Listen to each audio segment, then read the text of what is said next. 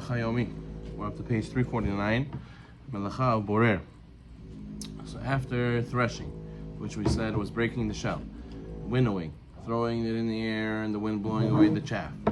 So then the seeds would fall back down. Problem is there would still be waste or pebbles mixed into the kernels, and therefore we had to separate those from the actual seeds. So therefore, since they were the same weight as the wheat, so the winnowing didn't help. So therefore now they had to go be separated by hand. The act of separating the bad from the good is called borer, selecting, sorting. Number one, borer is essentially selecting or sorting of a mixture. This is accomplished by taking out one variety that you don't want. This is called in Halacha pesolet. Pesolet is the one you don't want, and what you want is called ochel. It's called food. However, this is limited depending on the consistency of the mixture and what the person is sorting, and we're going to say different things, different situations, different halachot. Number two, borer applies to all food items and even liquids. Separating impurities from a liquid, or even separating a liquid from another liquid, also is considered borer. Okay, fine. We're going to see that there are some halachot that are very similar.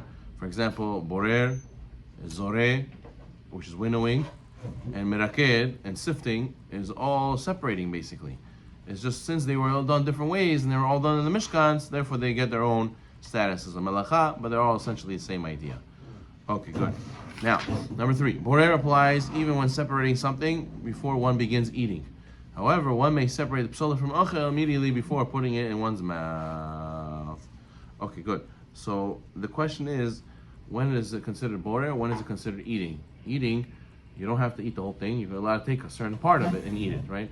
And sorting is when you're sorting to save for later. And then when you're eating it for immediately.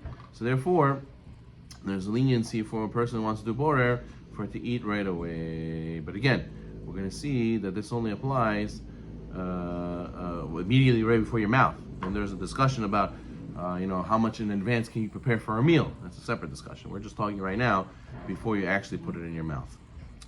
Okay, for example, one may not separate the seeds of a lemon from a salad before eating the salad, but with each bite, if you see a seed on your fork, then you're allowed to separate the seed from the salad before you're about to put it in your mouth.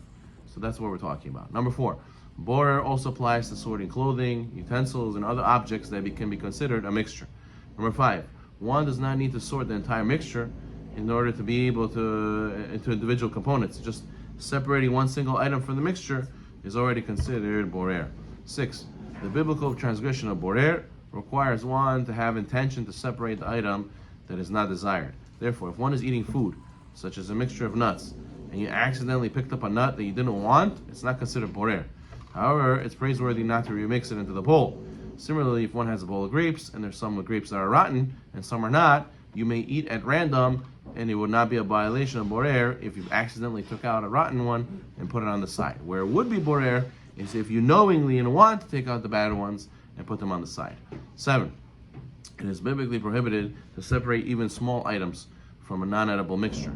When separating food, one is liable. When separating something the size of grogeret, less than a grogeret is still asur midarabanan. Number 8. In order not to transgress borer, you have to know 3 rules. It's called, they have an acronym for it, Ayil Meshulash, which is Aleph, Yud, Lamed. Aleph is Ochel. You're only allowed to take the good from the bad, not the bad from the good. Yud has to be with your hand, not a utensil, not a tool. And La'altar. Lamed is La'altar. It has to be immediate use. We're going to see what immediate use means.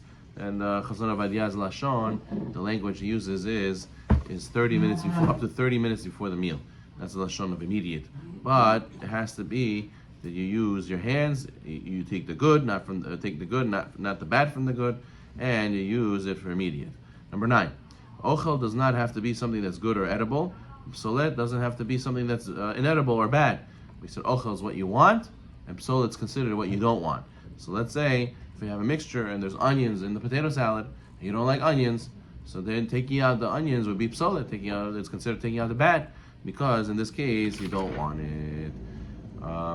No matter, even if there is, number 10, even if there's a tremendous amount of bad and there's very little good, and it's more tedious and sorry, there's a lot of good and there's a little bit of bad, it's more tedious to take out the good, and it's easier to just take out the bad.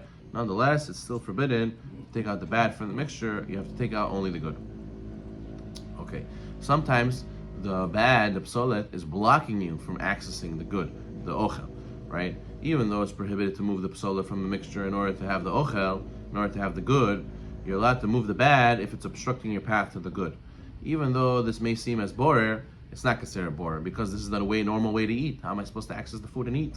Therefore, number one, one may remove fruit from the top of a bowl in order to get the fruit to the bottom.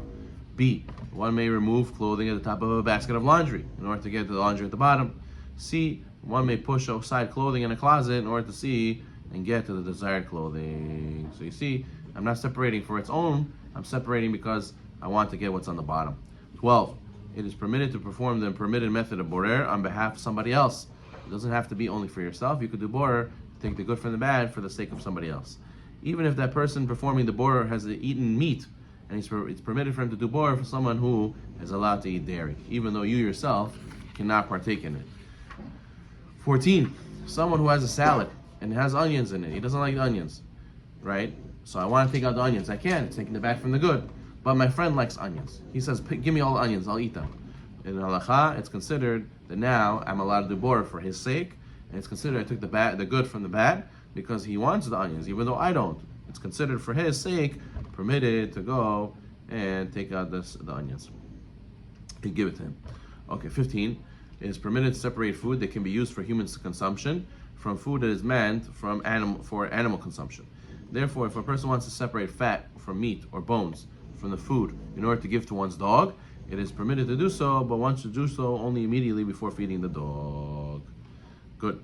16, we'll end over here. As stated, one of the conditions needed to permit borer, separating an item, has to be immediate use, which depends on the individual and depends on the circumstances. For example, one who's about to begin a meal and wants to peel many fruits for dessert and does not have to peel them one by one and eat them. Rather, you can peel as many as he needs right before the meal, and then that way they're ready to go during the meal.